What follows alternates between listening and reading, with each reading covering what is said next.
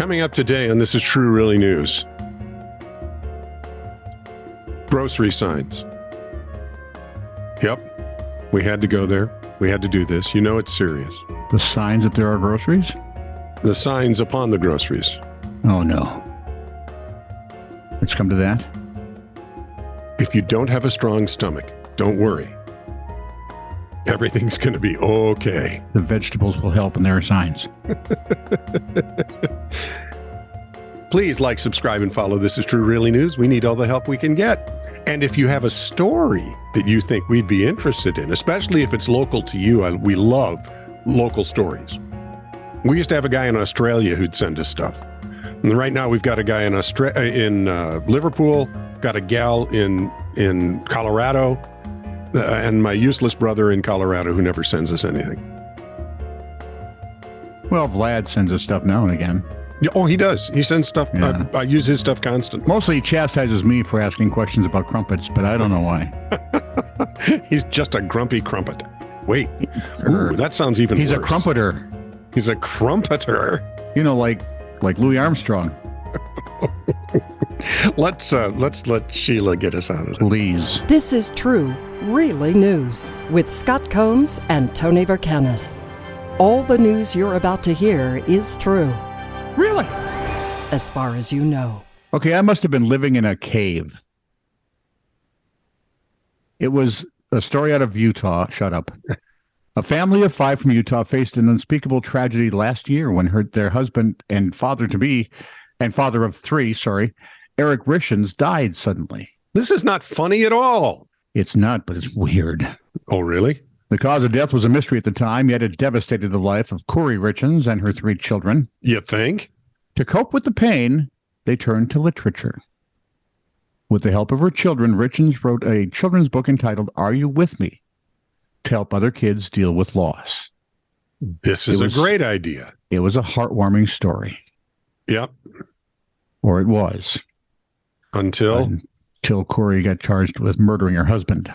Ah, I see. He's been arrested and facing charges of poisoning her hubby with a deadly dose of fentanyl. This, friends, is why we can't have nice things. The Richens family supposed tragedy happened in March of 22. Mrs. Richens made her husband a Moscow Mule to celebrate his success at his workplace. After handing the mixed vodka drink to him, she went to one... You're good at this. Keep it up. Gotta stop that. She went to one of her son's rooms. The child reportedly suffers from night terrors, and she fell asleep next to him. When she awoke, she discovered to her horror that her hubby was unconscious. When she went to him, he was cold to the touch. At the time, it That's seemed pretty the entire unconscious. family had been shaken by the loss. Yes. Trying to help her kids understand what happened, the missus says she started looking for a suitable kids book, didn't find one. So she decides, I'll write one. I'll do that. It will help others. To make the book as authentic as possible, Mrs. Richens asked her children to help. And they did. To the extent that they could, her kids told her what they were feeling when their dad died, and they were writing the book. Unfortunately, as is the case with human beings, we are a scummy lot. Mm-hmm. New details have shown us that the story Mrs. Richens has spun isn't exactly correct. In fact, if the allegations are true, it would be a little bit on the fraudulent side. Remember, Eric's cause of death was initially a mystery. Didn't stay that way because a medical examiner later discovered he had died from a fentanyl overdose. Okay. Apparently, fentanyl is easier to get now than water. Despite the lawsuits regarding it, right? Yeah. Oh, holy It's apparently used in everything, and there shouldn't be, like Moscow mules that you're giving to your husband. Fentanyl in my chewing gum. According to the charges, the missus had contacted an unnamed person in December of 2021 and between December of 21 and February of 22 to acquire strong back pain medication, supposedly for an investor with a back injury. She received hydrocodone, but she wasn't happy with that. Allegedly contacted the person again, saying she wanted some of the Michael Jackson stuff. Milk? And asked specifically for the fentanyl. That's what she got. And 3 days later, after a Valentine's Day dinner, Eric got sick. Eric believed that he'd been poisoned. He told a friend that he thought his wife was trying to poison him. Really? Curiously, nothing more seemed to happen. 2 weeks later, Mrs. Brishens bought more fentanyl because you never know the dosage, right? Weight, height. Right, exactly. And who are you going to ask? Prince is dead. Her husband died on March 4th. According to the court filing, the Moscow Mule he had on the night of his death included more than vodka, ginger beer, and lime. The secret ingredient that made it so deadly was fentanyl. Served to him by his wife. She was arrested May 8th, charged with Eric's murder.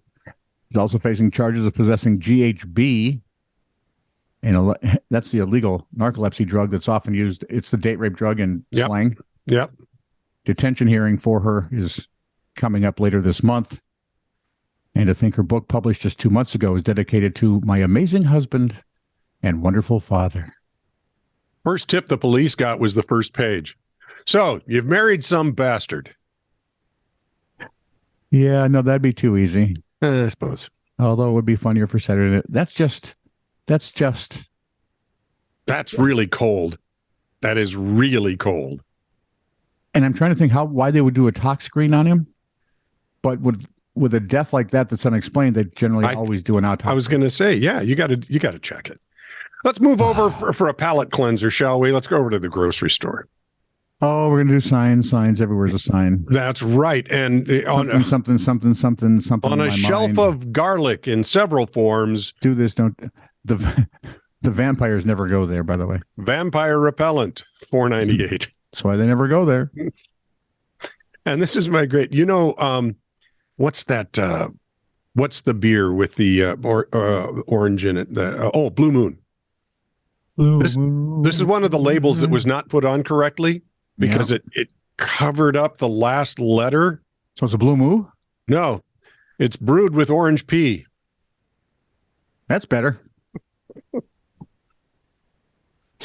In the meat section, boneless stuffed butt, whole. And every sophomore boy in the world laughed. And so did I. Yeah. On a packet of salmon. Wild smoked Canadian. Yuck. And finally, boneless bananas, 89 cents a pound. There you go.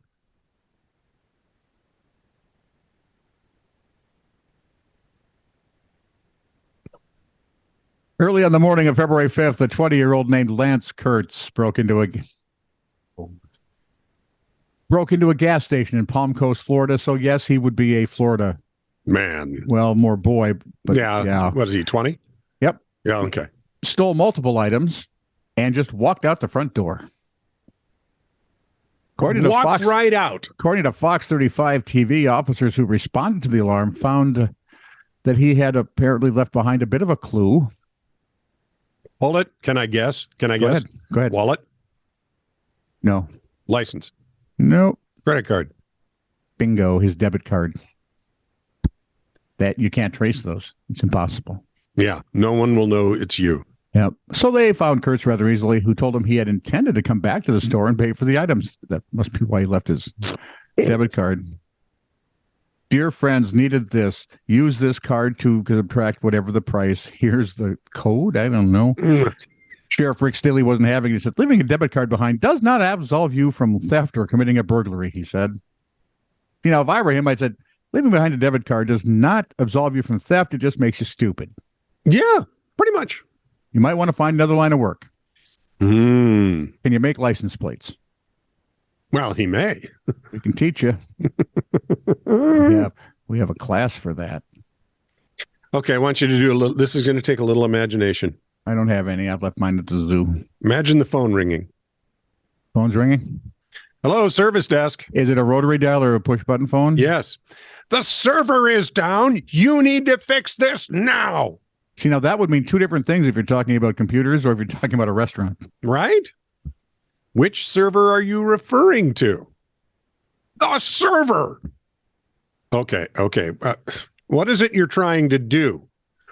Trying to access the goddamn server. Yes, she was shouting the entire time. So apparently she's reached that point of No return. There is no lucid thought entering her head anymore. The server has consumed her. Knew that would happen. It happened with the Borg. Right? Resistance is futile. And it Please, can you stop shouting at me and tell me which server you're talking about or what it is you're trying to do? We've got many different servers for different things. I need to know exactly what isn't working. Holy God, the server isn't working. The server isn't working. You are wasting my time. Wait a minute. Can you think of a he was the fifth Beatle. Pete Best or Billy Preston? No, Billy Preston. There's a Billy Preston song that leaps right to mind. Nothing from nothing is nothing. No, will it go round in circles? Circle. Da-da. Da-da-da-da-da-da. In the background, I've already loaded up our server monitoring tools, and there are 0 alerts.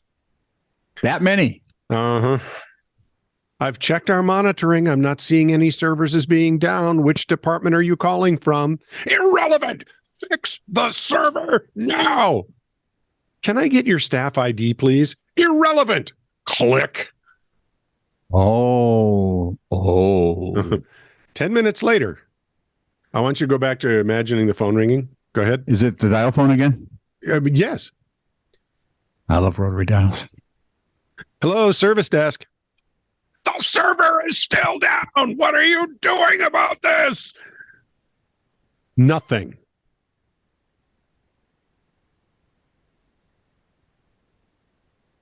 Anything else? Yeah, good on you, boy.